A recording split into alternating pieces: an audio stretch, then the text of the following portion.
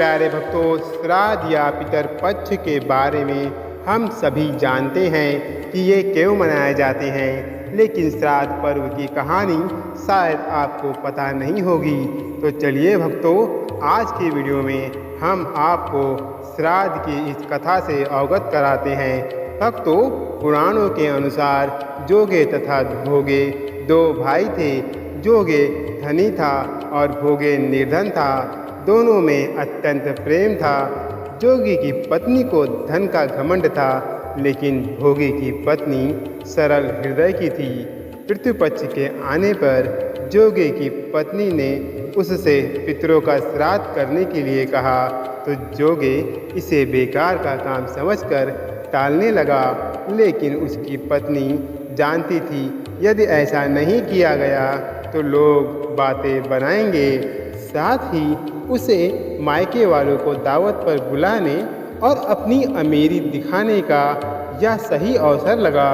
अंत में वह बोली कि आप मेरी परेशानी की वजह से ऐसा कह रहे हैं, तो मैं सहायता के लिए भोगी की पत्नी को बुला लूँगी। दोनों मिलकर सारा काम कर लेंगे। फिर उसने जोगे को अपने मायके न्योता देने के लिए भेजा। दूसरे दिन उसके बुलाने पर सुबह सवेरे ही भोगे की पत्नी आकर काम में लग गई।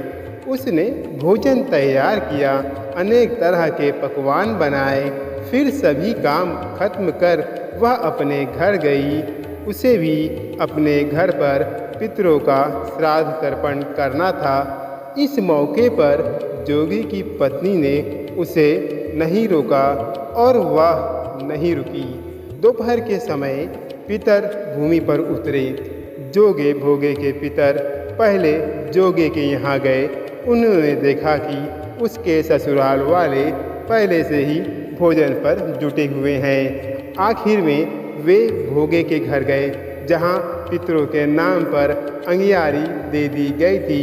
पितरों ने अंगियारी की राख चाटी और भूखे ही नदी के तट पर पहुँच गए। थोड़ी देर पे सभी पितर एकत्रित हुए और अपने अपने यहाँ के श्राद्धों की तारीफ करने लगे। जोगे भोगे के पितरों ने अपनी आप बीती कही। फिर सोचने लगे, यदि भोगे समर्थ होता तो उन्हें भूखा नहीं रहना पड़ता, लेकिन भोगे के घर में तो 2 वक्त की रोटी भी खाने को नहीं थी। यही सब सोचकर उन्हें भोगे पर दया आ गई। अचानक वो खुशी से चिल्लाने लगे कि भोगे के घर धन हो जाए, भोगे भी धनवान हो जाए। शाम हो गई थी और भोगे के बच्चे भी भूखे थे। उन्होंने अपनी माँ से कहा कि माँ, भूख लगी है। तब उन्हें टालने के लिए भोगे की पत्नी ने कहा, जाओ, आंगन में हौदी आंधी रखी है, उसे खोलो और जो भी मिले बांट कर खा लेना। बच्चे वहाँ जाते हैं तो देखते हैं कि हौदों में मोहरें भरी पड़ी हैं। वे दौड़कर माँ के पास पहुँचे और सारी बातें बताई।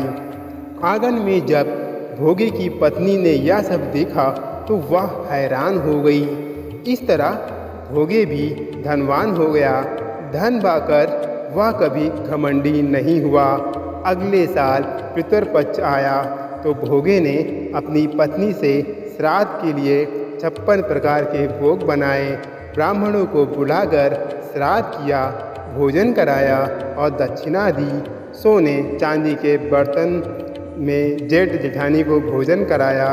इससे पितर बहुत प्रसन्न हुए और तृप्त हुए।